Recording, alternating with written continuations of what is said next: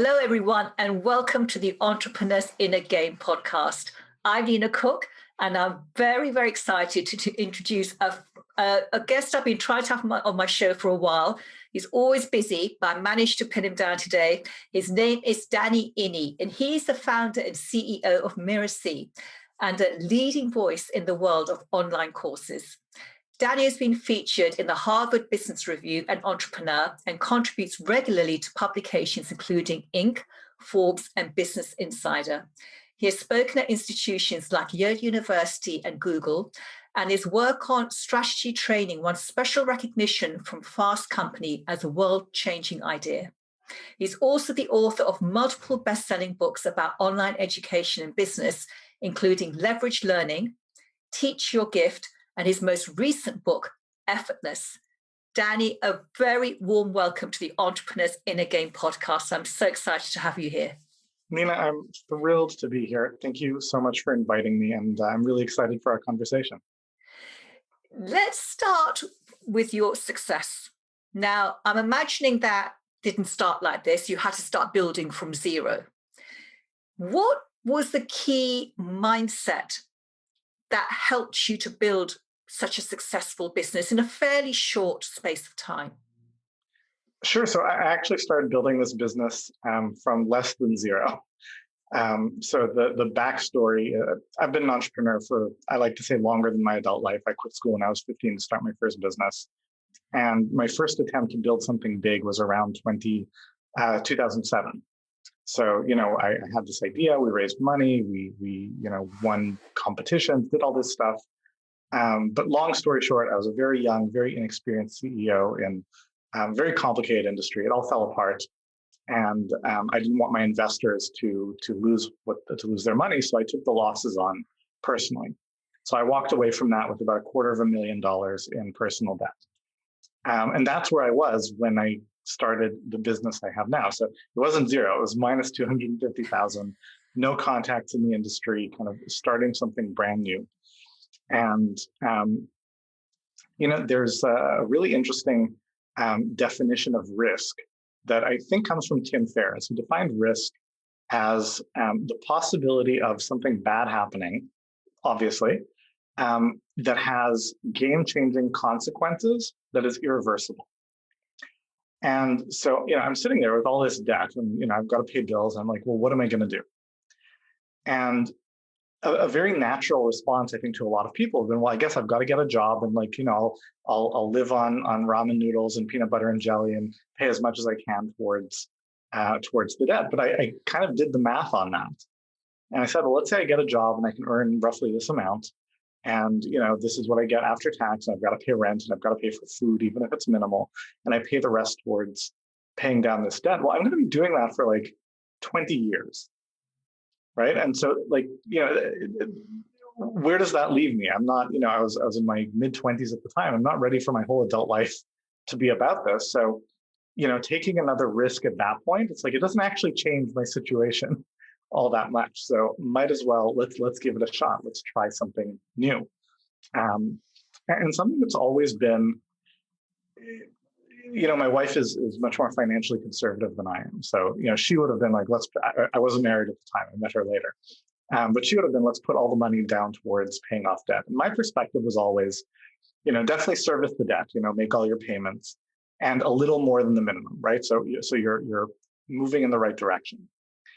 But at that point in time, my earning power was probably the least it would ever be in my life from that point on. So rather than focus on spending all of my energies and what I had to reduce the debt, I focused, let's spend most of my energies on increasing my earning power. And that made all the difference. That's really interesting. So the easy or the default position would have been to get a job and make sure we pay off the debt steadily. But then you felt you had nothing to lose. And so therefore you were prepared to take a risk. Mm-hmm. Okay, great. So what happened after that? How did you manage to get from that place to starting to see the success coming through, to seeing the fruit of your efforts bearing the fruit? I just took a lot of action. I tried a lot of things and most of them didn't work, but some of them did. right? When you're doing enough things and you're consistent about it, some of those things will be successful. And I paid attention to what was working and what wasn't. So every month, every quarter, every year, I could do more of the things that were working and less of the things that weren't.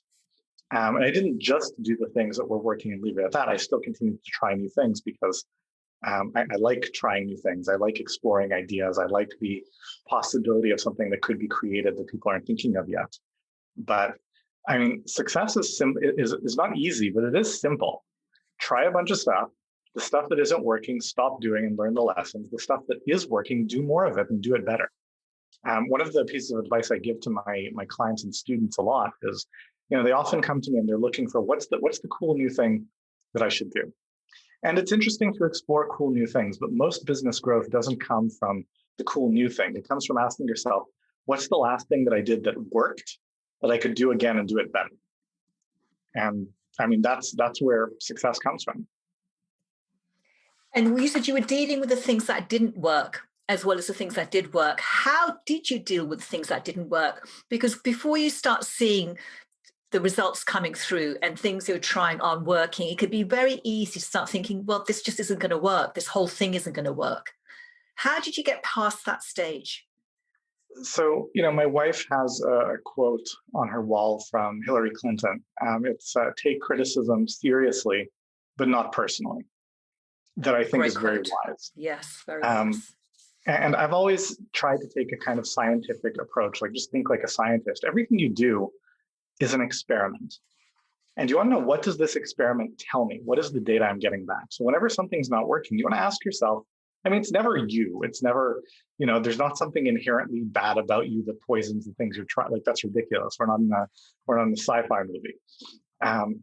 But you do want to ask yourself, have I resourced this enough to be confident that I know what the result is telling me? Like, the worst thing is not that you try something and it's unsuccessful. The worst thing is that you half-ass something and then you don't know if it would have been successful or not if you had just tried to do it properly. So I try a lot of things, but I'm very judicious about, I'm not going to try to do it if I don't think I can give it enough effort, that if it didn't work, I can be confident it's because it's not right for me. I'll give you a great example. This is a relatively recent example. So for a number of years in my company, we've had discussions around, because we teach people how to build and sell courses. And we serve the coach, entrepreneur, consultant, speaker, author market. And that's a big market, and we've helped a lot of people, and I love it. And we've had these discussions. Well, what about the corporate world? There's so many people who need to create courses in the corporate world. Should we look at exploring that market? And there have been pros, there have been cons. We've been like on the fence for years. So finally, a couple of years ago, we said, let's try, let's see. And so we found the biggest conference in the industry that we were thinking about going into. And we booked a booth at that conference, not like one little booth, right? We had like the biggest booth on the floor. We gave away 5,000 copies of my book. It probably cost us, between the booth, like the space, the stuff that we put in the booth, the books, my team, like everything, we probably spent about $200,000 on this. And we were about a $4 million a year company at the time. So this was not, it was not like bet the farm money, but it also wasn't, let's roll the dice, I can afford to lose it money. And long story short, the big conclusion of this was, I don't want to go into this market. It's not the right market for us. And it cost us quite a lot. And, in hindsight, we probably could have been more strategic about the investment somewhat. We didn't have to spend quite that much. But it served the objective of, we made a big enough splash that if it didn't work, I know for sure this is not the market for us. There's no question of like, well, if we had just tried harder, if we'd gone in a bit bigger, if we got a little more attention, because then you could come back to that well every year for a decade. And that's what you don't want. You want to, if you're going to run an experiment that at the end of it, you will know if this is something you want to pursue or not. Yeah. And it's learning from the results rather than thinking, well, it didn't work, therefore the next thing I'll try probably won't work either. Getting into that defeatist mode of thinking is being clear-headed, isn't it? And looking at what works and what doesn't work, and how you could make it work next time round. Yeah, and taking the right lessons from something working out or not. Like something that I've really come to think about deeply is Annie Duke's work on decision making. And she teaches, among other things, that decisions are probabilistic, right? In other words, just because you made the right decision doesn't mean you're going to have the right outcome, right? You shouldn't cross the street when it's a red light. But if you do cross the street when it's a red light, you're not always going to get in an accident, right? And if you stay and wait till green and cross the street, that doesn't mean you will never get in an accident, right? Decisions are probabilistic. The 80% likely decision will blow up in your face 1 out of 5 times, right? So it's really important to be able to separate out the outcome was bad from the decision was bad. Yes, and it's all the action you take from making the decision to getting to the outcome as well, all of those steps in between. Mm-hmm. I have several friends, colleagues who are training in your company, they're your clients, and they all speak universally of the high integrity of you and your business. And you have an audience first way of teaching your clients to reach their goals. What do you mean by an audience first vision? So I contrast, and that's very gratifying to hear. Thank you for sharing that.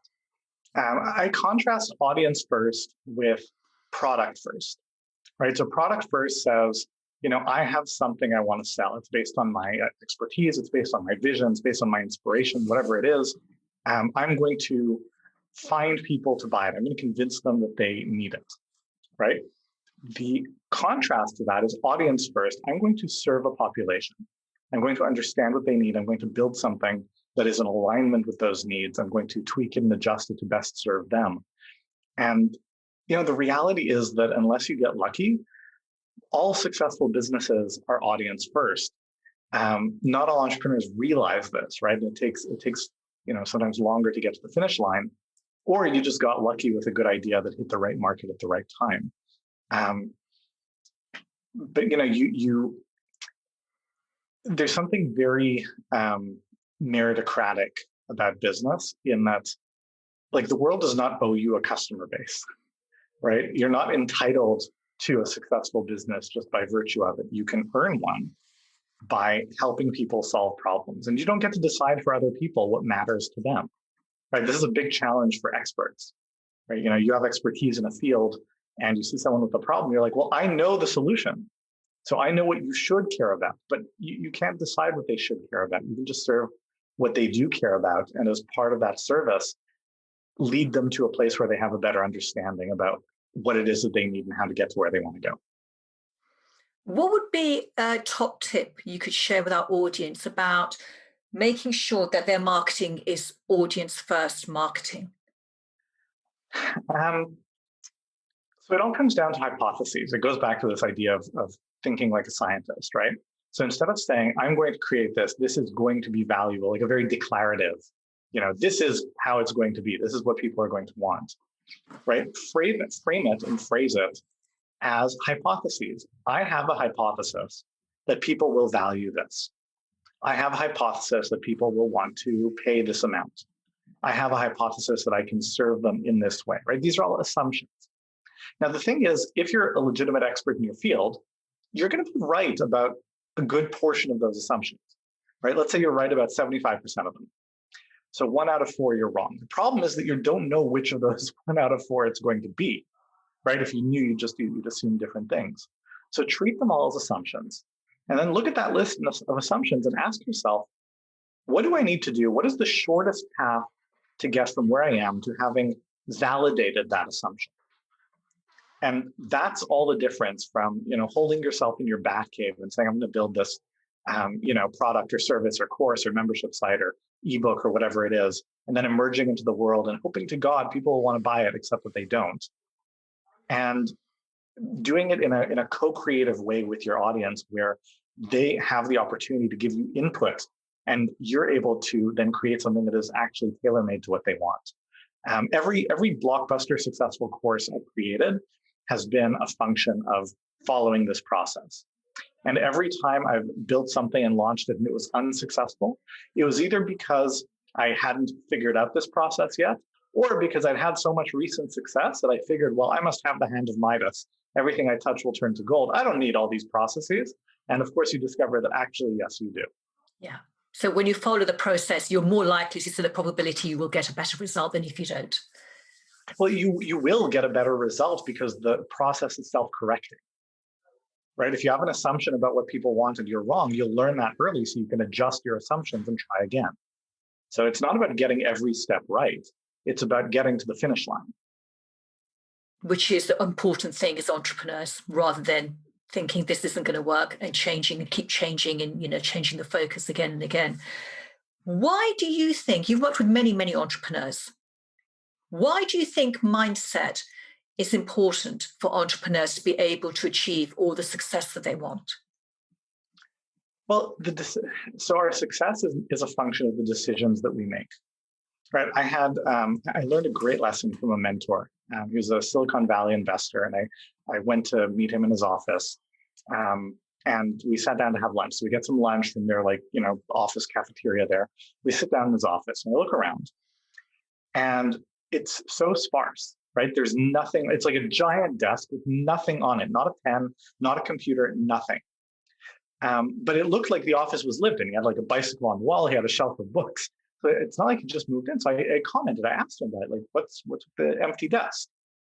And he said, I realized early in my career that the quality of the impact that I make, the scale of my contribution, the size of my success was much less a function of the volume of work that I do and much more a function of the quality of the decisions that I make. And so I try to eliminate things that will get in the way of my ability to make good decisions. And that really stuck with me. And looping back to your question, how does mindset get in the way? All those hesitations, doubts, all the things that get in our way in our heads, they're the things that cloud our ability to see possibilities and make good, bold, creative decisions. Right? There's a line that I love from Einstein, right? The most important decision that we make is whether we live in a friendly or a hostile universe. And that colors everything. So, I've really come to adopt this idea that, I think it's a friendly universe. I think things work out. I think we're not wired to expect a friendly universe. We're not wired to take risks because we evolved in a context where risks tended to be fatal. But that's not our reality right now. When I'm teaching about mindset at our Lift event, I ask people, raise your hand if, you screwed up something big in your life and you're on your second chance right now. And it's like, all the hands go up, third chance, fourth chance, right? That's our lives. Now, 1,000 years ago, that's not how it would have worked, right? The first mistake was the last mistake. But that's not the environment that we operate in anymore, right? And so, mindset is about looking at a situation and trusting that, it's going to work out. I like to say that failure is only failure if it happens in the last chapter. Otherwise, it's a plot twist, right? So if things go wrong, things will go wrong, but it's a plot twist. It's part of the story, and it's not over yet. That's it. That's absolutely right. And it's the perspective we bring, which is everything, is it? It's not the stuff that's going on out there. It's how we're perceiving it. Is our cup half full? Is it half empty? Is the world a hostile place? Is it a friendly place? And then we fit everything within that context of how we see it. And the great thing is we can change our mind about anything. If we're thinking it's hostile, we can change it into a friendly world. What's the greatest lesson that life has taught you? I mean, so many lessons. I had and continue to have an awful lot to learn. But things are figure-outable. Things are solvable. Whenever I'm facing a really big challenge, it's like, oh, this is an awful situation, hundreds of thousands of dollars I have to come up with out of nowhere, and I have to deal with all these challenging things. I always remind myself, look, there are people who are less capable and less resourced than me who have solved harder problems than this, right? In the world, that has happened. And by the same token, there is some configuration where this problem can be handled with poise and grace, right? It's not conceivable that there is nobody in the world who could handle this well and with ease and with just the presence that I would want to handle it with. So it's possible. So I just have to figure out the way to do it. That's brilliant. I love it. So Danny, we're coming to the end of our time together. I could talk to you for a lot longer about mindset. But how can our audience, how can they find out more about you and the amazing work that you do? So they can always go to Mirasee, Mirasee.com. I've written a bunch of books, so you can just search my name, Danny Iny, on Amazon. I actually have something that I can offer to your listeners if I can share it. Absolutely, please do. So I've got a new book coming out about online courses. It's I've written a number of books about online courses, and I want to do something different. So this is actually written like a story. So you get to learn about the journey of online courses by following the story of someone who is coming to this opportunity and figuring it out as she goes. And in honor of the book launch, I've got a giveaway package of the audiobooks of my 3 latest books. So Teacher Gift, Effortless, and Online Courses. And you can get all 3 of them if you go to onlinecourses.rocks/bundle. And it's free. You just put in your name and email address, and we'll hook you up with all 3 audiobooks. Fantastic. That's a wonderful offer. Thank you very much. I would be happy to share that with our audience. Awesome. Thank you so much for being here and sharing your wisdom, your mindset wisdom. It's been wonderful, and for sharing your stories as well. For everyone who's been watching and listening, I would highly recommend you check out Danny Iny's course building material and his company, Mirasee. They're really having amazing results there. They are head and shoulders above just about anyone else who's doing the same work. Thank you for being with us today. Till next time. Bye-bye for now.